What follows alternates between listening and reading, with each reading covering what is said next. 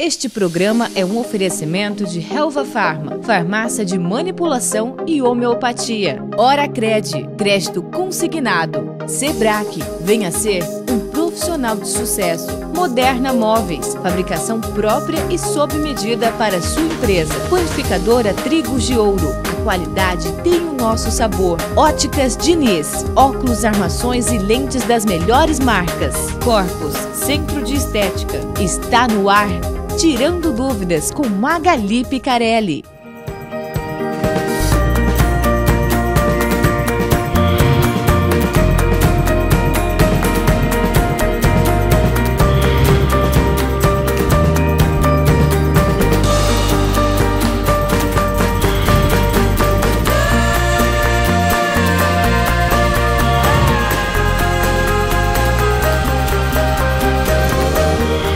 Programa Tirando Dúvidas com Magali Picarelli.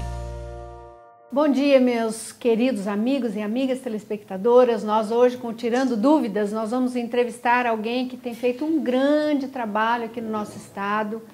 Ele que veio de tão longe, né, de outros estados longe, né, e tem trabalhado aqui já há muitos anos. E nós sabemos que a prevenção, né? Como nós já tivemos aí tantos médicos falando, a prevenção sempre é o melhor remédio. Então, nós temos que prevenir contra também situações que o nosso país hoje está assolado, drogas. E nós temos aqui um amigo, uma pessoa sensacional, que é o Dr. Odilon de Oliveira. Ele, olha só, famoso por atuar no combate ao crime organizado na região da fronteira com o Paraguai, na cidade de Ponta Porã, Mato Grosso do Sul, e ficou nacionalmente conhecido por prender traficantes de drogas da região, onde atua como juiz, vive sob forte escolta de policiais federais e atualmente atua na Justiça Federal de Campo Grande, Mato Grosso do Sul, aqui na nossa cidade, na nossa capital, e vai estar falando conosco um pouquinho sobre a história dele, sobre o trabalho. E nós temos aqui também conosco o deputado estadual Maurício Picarelli, né, que quer também participar junto com ele. Temos nossos amigos, o doutor Gilberti veio para, porque falou, doutor Odilon vai, eu vou também, porque eu quero fazer perguntas. Temos advogados participando, vai ser um programa bem gostoso, pena que é tão pouco, né? Mas vai ser muito bom. Boa tarde, doutor Odilon. Boa tarde, Magali, boa tarde, deputado Picarelli, e boa tarde a todos, estou à disposição. Tudo isso que eu falei está certinho? Está certo. Certinho. O senhor veio de onde, doutor Odilon? Quando o senhor veio... O senhor começou aonde? O senhor nasceu? Eu nasci em Exu, uma cidadezinha, Pernambuco, em 1949. E saímos de Exu em 1953. Naquele tempo era Estado Único, Mato Grosso, e fomos para a região de Jaciara. Exatamente no movimento político, administrativo do Estado, na época do governador, para povoar a região, aquela região.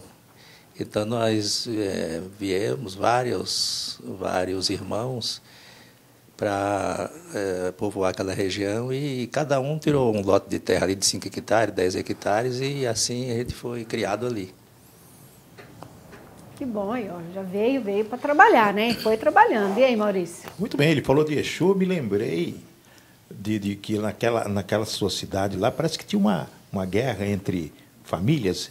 Não foi lá que aconteceu isso? Exatamente. Em Exu havia uma guerra, eram 3 famílias, Alencar, Saraiva e Sampaio.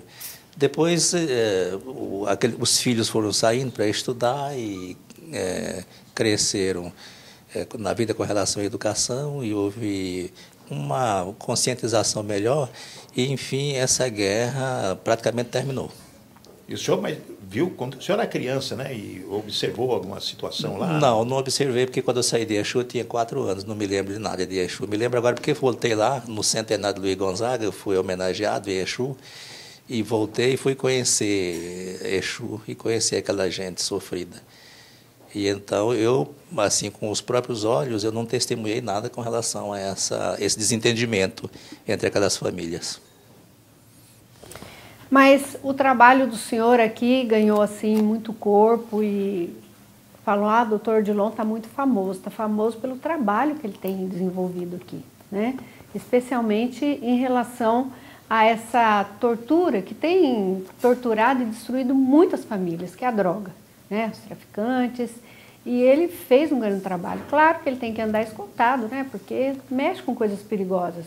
Mas ele também vai nas escolas. Agora nós tivemos aí a semana de combate à droga, né? A semana antidroga, e ele fez muitas palestras e tem feito ainda muitas palestras e vai continuar fazendo, né, doutor Odilon? Eu sempre dei palestra não especificamente sobre droga, antes, né?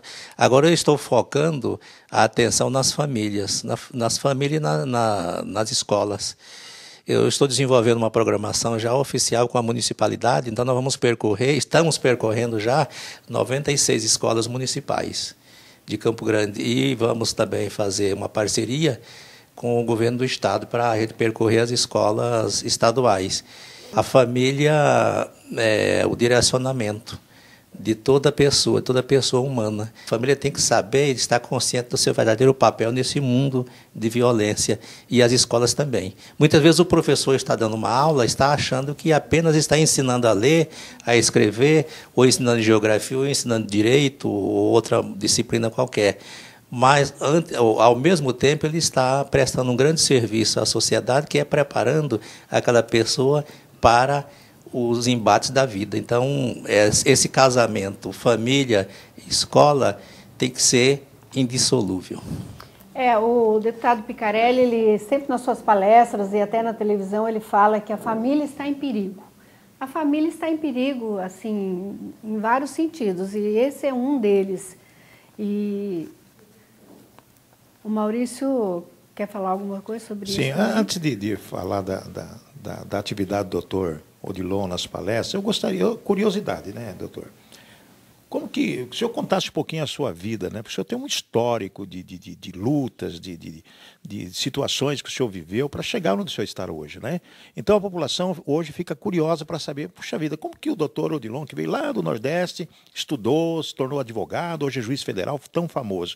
Conta um pouquinho da sua vida, como que o senhor passou, quais são as lutas, quem foi o incentivador para o senhor estar na posição que está hoje, doutor Odilon? Naquela época, de 1950, mais ou menos, houve uma avalanche de retirantes do Nordeste para Pernambuco, para outros estados, né?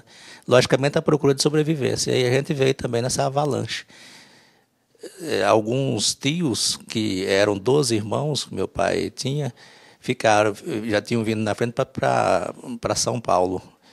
E uns 2 ou 3 já estavam em Mato Grosso na época, e com aquela movimentação de colonizar o estado de Mato Grosso, a gente veio para cá. Ficamos na roça até em torno de 16, 17 anos de idade. Ali eu fui alfabetizado, havia uma escola numa mesa de madeira, de tábua, feita por meu pai, e estudávamos ali praticamente primos, porque naquela colônia ali era uma colônia de pernambucanos, só tinham praticamente primos. Então a gente estudava ali, eu fui alfabetizado já com barba no rosto. E depois eu fui estudar numa escola pública do governo federal. Estudei na escola pública, depois eu fiz o normal, também em escola pública, o curso normal, e depois eu vim fazer vestibular em Campo Grande, ainda antes da divisão, e passei no vestibular. Eu dava aula em Cidrolândia, daqui a 75 quilômetros. Era professor? Eu era professor de língua portuguesa, que na época havia falta de professores, né? Então, era normalista, né? Era normalista. E depois eu entrei na faculdade de Direito e ganhei uma bolsa da faculdade, Dom Bosco, metade, e outra metade eu financiei pelo crédito educativo. E depois que eu me formei, eu paguei.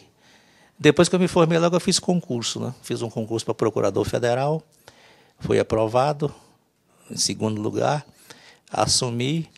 Depois eu fiz um concurso para o Ministério Público do Estado, assumi também. Depois eu fiz um concurso para juiz do Estado, exerci o cargo de juiz de direito. E há 26 ou 27 anos eu fiz o concurso para juiz federal e estou até hoje como juiz federal. Quem foi o maior incentivador do senhor? Quem foi a pessoa que, né? Vamos lá, firme, forte? Foi um primo meu, que já faleceu. Eu estava na roça, já aos 16 anos, mais ou menos, aí passou um primo meu que era vereador na cidade de Jaciara. E naquele tempo o vereador não ganhava nada. Aí ele passou e disse assim, primo, eu estava cozinhando feijão para o meu pai. Meu pai, a gente tinha roçado o mato, né, e depois derrubava com machado as árvores. E meu pai estava fazendo a derrubada e eu fiquei cozinhando feijão ali no rancho.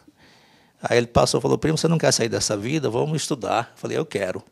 Aí, naquele dia mesmo ali, eu calcei o chinelo e vesti talvez a única roupa que tinha, e nós fomos para a cidade de Jaciara, a pé, mais ou menos uns 15 quilômetros. E havia um médico. Aí o médico atestou que eu tinha boa saúde, não sei o quê, aí que eu fui estudar. Quer dizer, eu já era alfabetizado. E já tinha terminado o curso primário nessa época, trabalhando na roça e estudando.